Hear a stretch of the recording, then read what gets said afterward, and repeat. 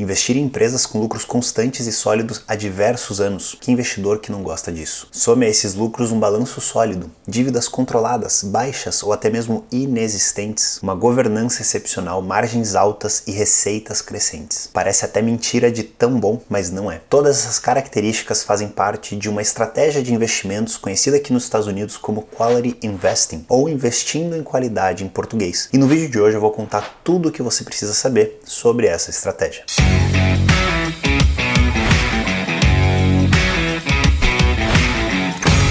Se você chegou agora aqui no canal, muito prazer, meu nome é Daniel Staff, eu sou especialista em investimentos internacionais e finanças comportamentais e a minha missão aqui é trazer conteúdo de qualidade para que você tenha autonomia com o seu dinheiro e os seus investimentos. E o vídeo de hoje faz parte de uma série que eu chamo Desvendando ETFs, onde a gente desconstrói uma estratégia, um setor ou uma região de investimentos e fala sobre as principais oportunidades, os principais riscos, explicamos essa estratégia e olhamos quais são os maiores e melhores ETFs para se expor a ela. Esse é o 5º episódio da série e nos 4 primeiros a gente falou sobre mercados emergentes, o setor global de semicondutores, mercados desenvolvidos e empresas que possuem moat ou uma vantagem competitiva duradoura. Eu vou deixar um link para a playlist que tem todos esses vídeos na descrição e na tela final desse vídeo para você assistir quando esse acabar. E hoje a gente vai falar sobre a estratégia de investir em qualidade. Mas afinal, o que é Quality Investing? O que é investir em qualidade? Basicamente, essa estratégia consiste em escolher empresas que são excepcionais no que elas fazem, que possuem números muito bons e características que fazem delas melhores do que os seus concorrentes. Mas essa estratégia, ou esse fator, como alguns gostam de chamar, ainda não é aceito academicamente no mundo das finanças, porque não existe uma métrica sólida e reconhecida pelo mercado inteiro para definir o que é uma empresa de qualidade. Ela é uma estratégia muito mais subjetiva e justamente pela falta dessa métrica única para todo o mercado, se você olhar fundos, ETFs e até investidores renomados que seguem essa estratégia, todos eles terão posições diferentes referentes a investimentos em qualidade. Mas a gente pode sim pegar uma média do que esses gestores, fundos e ETFs observam ao escolher empresas de qualidade. E em sua maioria, essa estratégia visa escolher empresas que têm essas 3 principais características. A primeira delas é produtividade financeira, ou seja, quanto a empresa é capaz de gerar de lucro com suas operações, como são suas margens, se a sua receita e o seu resultado final são consistentes e se a empresa é capaz de gerar esses bons resultados e esses lucros aos seus acionistas no longo prazo. A segunda característica observada para definir se uma empresa é de qualidade é o seu baixo endividamento. Geralmente usam-se 2 principais métricas, a dívida líquida sobre EBITDA e o Interest Coverage Ratio, que basicamente mostra quanto que a empresa tem que pagar de juros em suas dívidas e quanto ela gera de dinheiro, de fluxo de caixa para pagar esses juros. Quanto maior for a diferença entre esse fluxo de caixa e os juros, mais saudável é a empresa. E uma empresa com dívida baixa, com dívida controlada, pouco alavancada, é capaz de enfrentar períodos de dificuldades, períodos de crises,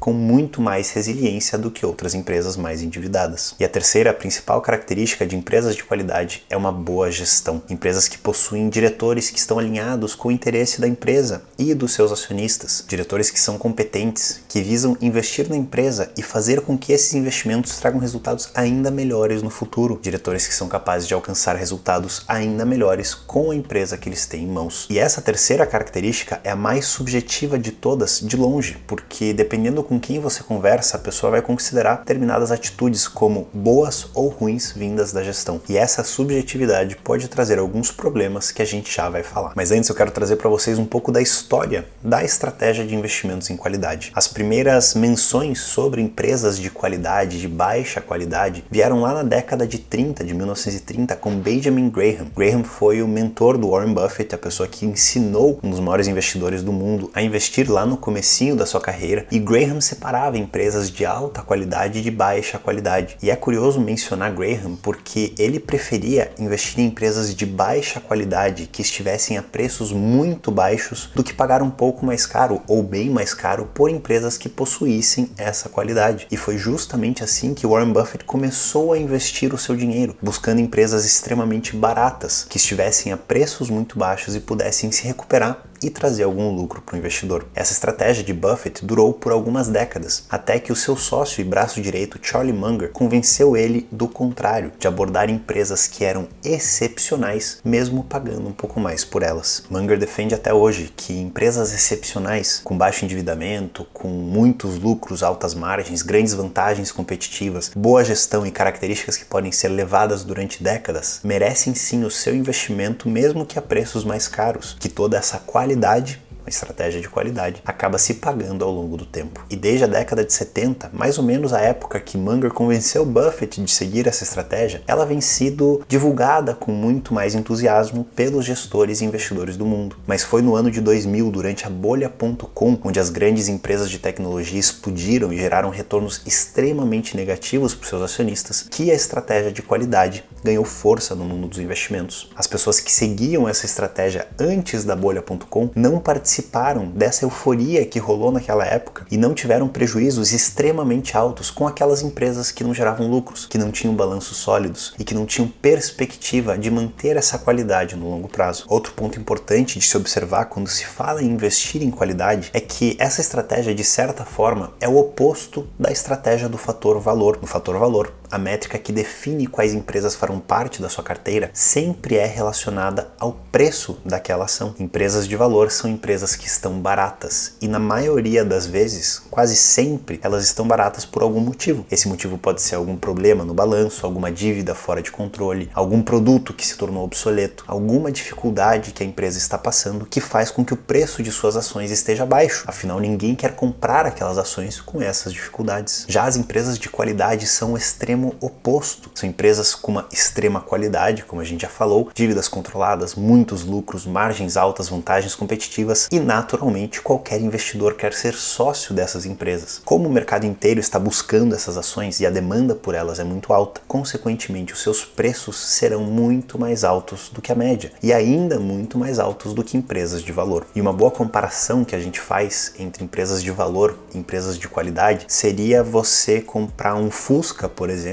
um Fusca antigo, você vai pagar muito barato por ele, ele vai te levar de ponto A a ponto B, e essas são as empresas de valor, muito baratas, porque muito provavelmente tem algum problema embaixo do capô. Já comprar empresas de qualidade seria como comprar uma Mercedes 0 km. Você confia na marca, você sabe que aquele carro é muito bom e por causa dessa confiança e dessa qualidade você vai pagar muito mais caro por ele do que pelo Fusca velho. Dito isso, vamos falar sobre as oportunidades de se investir em qualidade. E não há dúvidas que empresas de qualidade são empresas melhores. Ponto final. São empresas mais sólidas, menos endividadas, mais resilientes, que enfrentarão melhor as crises, que trarão resultados mais consistentes aos seus investidores. E essa qualidade e esses resultados consistentes podem ser vistos nesse gráfico aqui que o editor vai colocar na tela. Neles são comparados o fator qualidade, em laranja, contra os fatores crescimento, em verde, e valor, em azul. E vocês podem ver nesse gráfico que desde 2001, quando o MSCI passou a seguir essa estratégia qualidade, antes disso ela não era tão reconhecida para merecer um índice atrás dela, ela deu uma surra, para não usar outras palavras, no fator qualidade e crescimento. E outro gráfico interessante é esse daqui, onde a gente pode ver a performance e o risco de investir em qualidade, sendo comparado com a performance e o risco de investir em uma estratégia neutra e na estratégia de baixa qualidade. Vocês podem ver que a alta qualidade entregou melhores retornos com muito menos risco, até mesmo do que uma estratégia neutra. E aí um investidor mais experiente que já estudou fatores pode se perguntar como que uma estratégia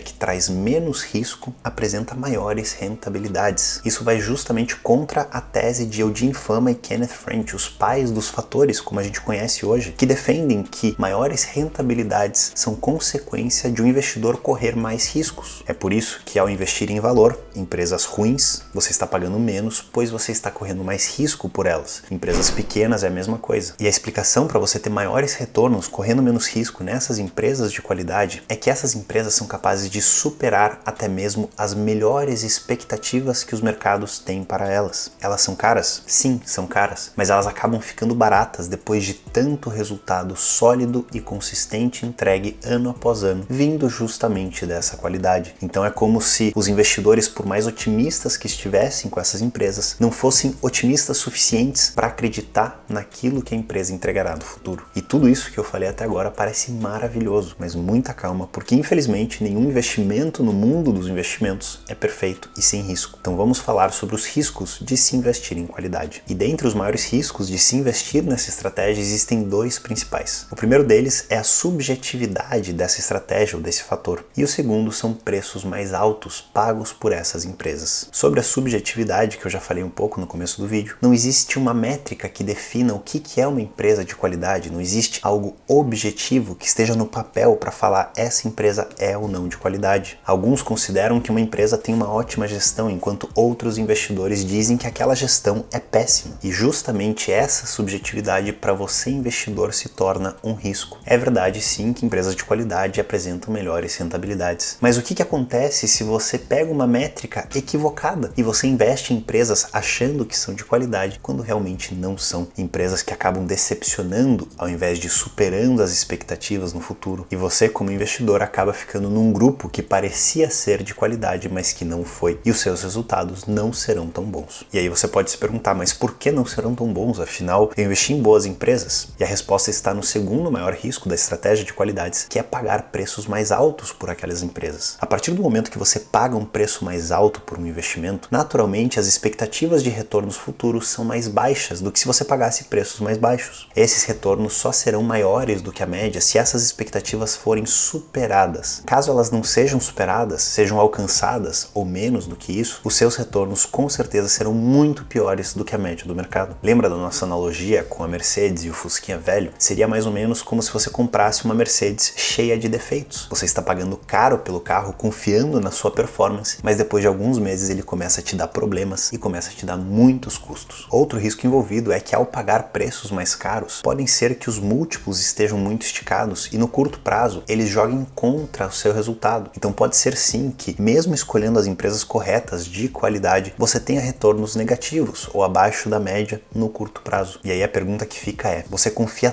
tanto nessa estratégia a ponto de passar anos com retornos negativos e abaixo da média e não abandoná-la? Se sim, vamos ver quais são os maiores e melhores ETFs para se expor à estratégia de qualidade. Dentre os maiores ETFs, a gente tem três principais. O maior deles, de longe, é o QUAL, Q-U-A-L, e ele tem 21,25 bilhões de dólares sob custódia. Esse ETF investe em empresas com ROI alto, lucros estáveis e baixa dívida. O segundo maior ETF relacionado à estratégia de qualidade é o DGRW, com 6,51 bilhões de dólares sob custódia. Esse ETF ele foca num ROA e num ROI alto e em sustentabilidade dos dividendos futuros. O terceiro maior ETF dessa estratégia é o SPHQ, que tem 3,74 bilhões de dólares sob custódia, segue as empresas de qualidade que estão dentro do S&P 500 e leva em consideração o ROI, o crescimento em ativos operacionais líquidos e a alavancagem ou dívida das empresas. Já os melhores ETFs, lembrando aqui que não são necessariamente os melhores para você, mas são ETFs um pouco diferentes, curiosos e que valem o estudo, são os seguintes. O primeiro deles é o QUS,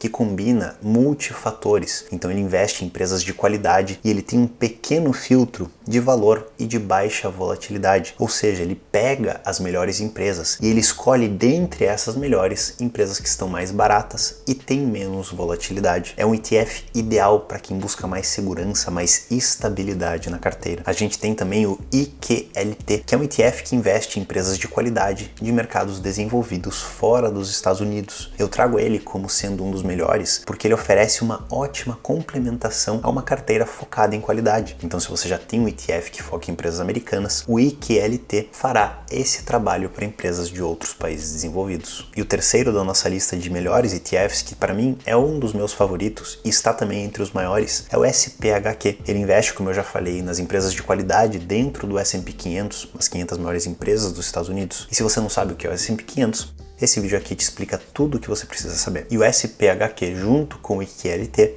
formam uma ótima exposição global a principais países do mundo com foco na estratégia de qualidade. E só para vocês terem uma ideia da qualidade das empresas que fazem parte desse ETF, o SPHQ, eu quero trazer para vocês as 10 maiores posições desse ETF. A primeira delas é a Visa, seguida pela Pfizer, Mastercard, Apple, Microsoft, JP Morgan, Bank of America, Wells Fargo, Adobe e Abbott Laboratories. São empresas extremamente sólidas, que dominam os seus setores, que geram lucros e têm margens altíssimas e uma bela vantagem competitiva frente aos seus concorrentes. E alguns pontos adicionais sobre a estratégia de qualidade. Essa posição e essa estratégia é ideal para quem busca uma exposição à renda variável que tenha mais estabilidade, mais previsibilidade e principalmente mais resiliência em momentos de crise. A gente viu aqui que você consegue abaixar o seu risco e ganhar mais rentabilidade se você for capaz de escolher as empresas que são realmente de qualidade. E lembrando, assim como eu faço em todos os vídeos dessa série, nada que eu trago aqui para vocês é uma recomendação de investimentos. Eu poderia sim dar recomendações, eu tenho as licenças necessárias para fazer isso aqui nos Estados Unidos, mas eu acredito que recomendações sem conhecer exatamente quem é você que está aqui me assistindo não servem para nada. Se eu não sei a tua condição financeira, o teu perfil de investidor, os seus objetivos financeiros, teu histórico financeiro, a tua família, de nada adianta eu te recomendar um investimento. E é por isso que eu não acredito em recomendações, em carteiras recomendadas, em melhores ETFs e maiores ETFs que você precisa investir. Não, tudo isso que eu trago para vocês é para trazer ideias para vocês estudarem e verem se elas fazem sentido ou não na situação única de cada um de vocês. Então utilizem esses vídeos, essas ideias e esses ETFs com sabedoria para investir cada vez melhor daqui para frente. E falando sobre essa série Desvendando ETFs, eu tenho várias ideias para gravar no futuro sobre inteligência artificial, sobre gamings e esportes, sobre ETFs de REITs, de renda fixa e de diversas outras estratégias, setores e regiões. Então se você ainda não é inscrito aqui no canal, e eu sei que vários de vocês que me assistem ainda não são, aproveita, se inscreve, me dá essa força e não perde os próximos vídeos que vem aí. Dito isso, aqui tá a playlist com os outros episódios dessa série e um vídeo para te explicar como escolher o melhor ETF para sua situação. E se você ficou com qualquer dúvida ou tem qualquer observação sobre o vídeo de hoje, comenta aqui embaixo que eu vou te responder e a gente se vê no próximo vídeo.